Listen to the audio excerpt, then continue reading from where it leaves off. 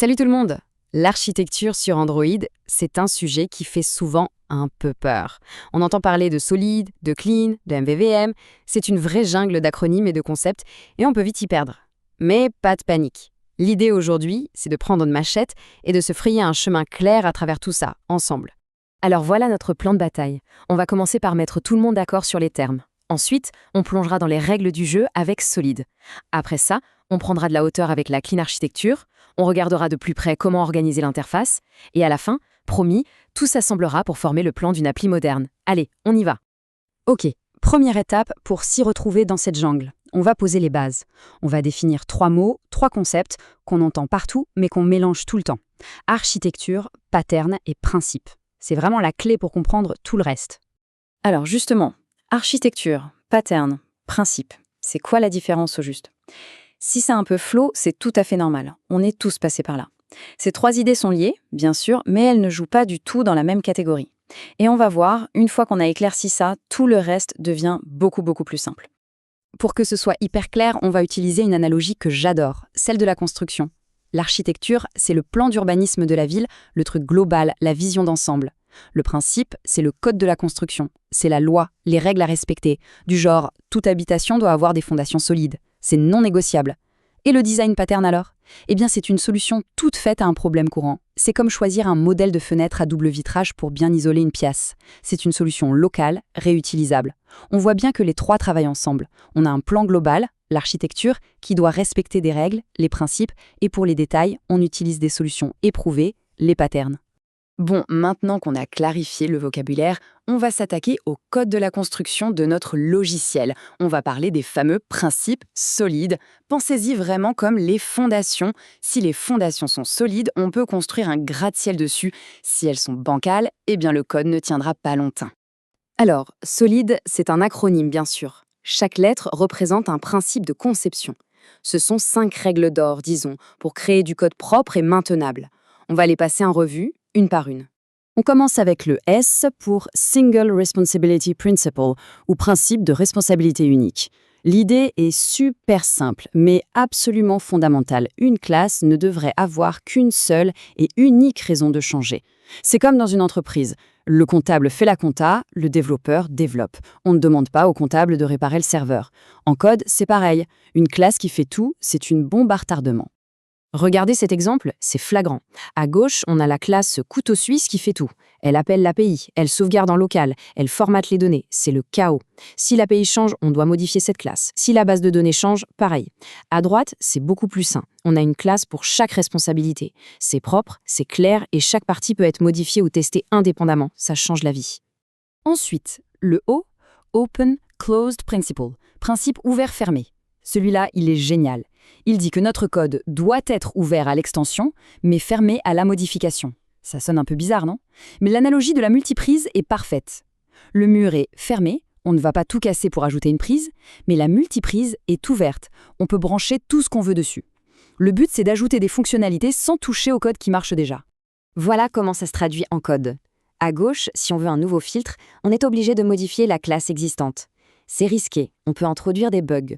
À droite, on a créé une multiprise, une interface, sans filter. Maintenant, si on veut un nouveau filtre, il suffit de créer une nouvelle classe qui se branche sur cette interface.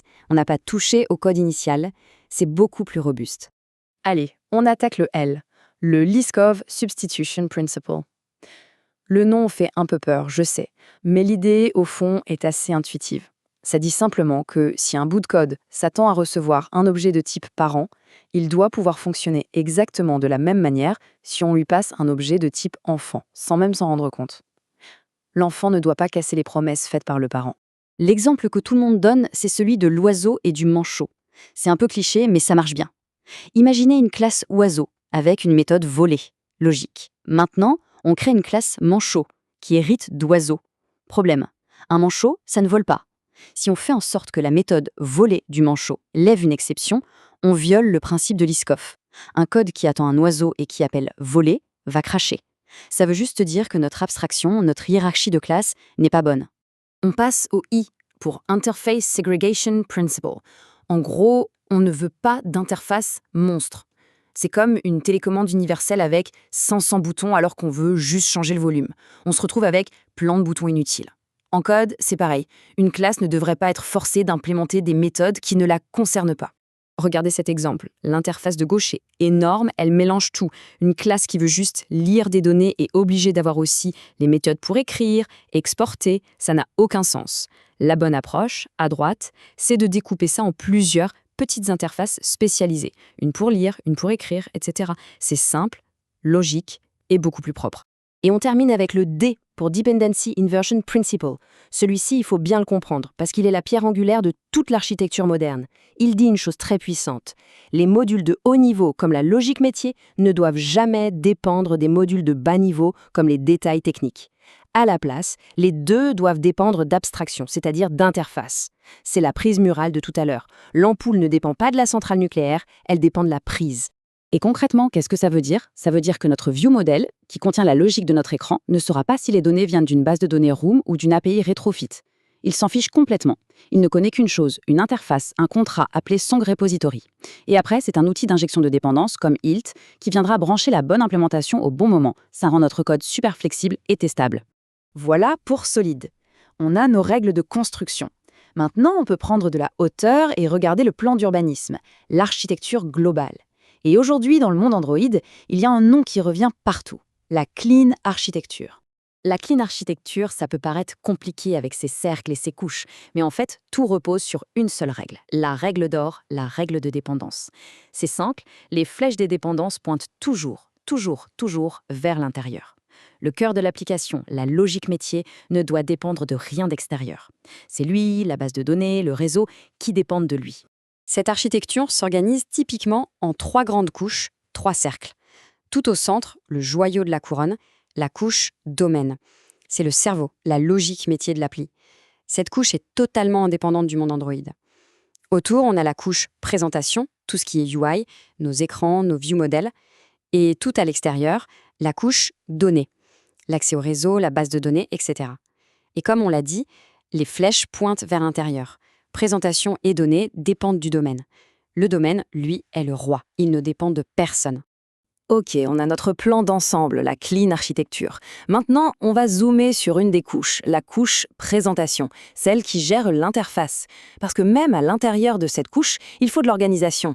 C'est là qu'interviennent les patterns de présentation. Pour organiser l'UI, il y a eu plusieurs modes, plusieurs patterns au fil du temps. On a commencé avec du MVC, puis du MVP, et aujourd'hui, le standard de facto, celui qui est poussé par Google et qui est le plus adapté à l'écosystème moderne avec Jetpack Compose, c'est MVVM, Model View, View Model. Il coche toutes les bonnes cases en termes de testabilité, de complexité et de gestion du cycle de vie Android. Mais pourquoi MVVM est devenu le standard? C'est simple. Il sépare très bien les rôles. La vue, aujourd'hui nos écrans en Jetpack Compose, est devenue bête. Elle ne fait qu'une chose, afficher l'état qu'on lui donne. Toute l'intelligence, toute la logique de présentation est dans le vieux modèle. Et le truc génial, c'est que le vieux modèle est conçu pour survivre aux changements de configuration, comme une simple rotation d'écran. Fini les données perdues et les crashs à cause de ça, et c'était un énorme problème avant. Et voilà, on arrive au plan final, le blueprint d'une application Android moderne. On voit comment tout s'emboîte parfaitement. On a la clean architecture qui nous donne la structure globale en 3 couches. Dans la couche UI, on utilise le pattern MVVM pour organiser nos composables et nos view models. Entre la couche domaine et données, on utilise le pattern repository pour que tout soit bien découplé. Et par-dessus tout ça, les principes solides qui guident chaque ligne de code qu'on écrit, avec Hilt qui vient lier le tout de manière propre. Tout ce qu'on a vu prend sa place. Et pour finir, j'aimerais qu'on retienne cette idée. On a l'impression qu'il y a des dizaines d'architectures, mais en réalité, ce ne sont que quelques philosophies de base. Une fois qu'on a vraiment compris les principes solides et cette fameuse règle de dépendance de la clean architecture, on se rend compte que tout le reste, ce ne sont que des variations sur le même thème. Et ce thème, c'est simplement comment construire des logiciels de qualité qui durent dans le temps.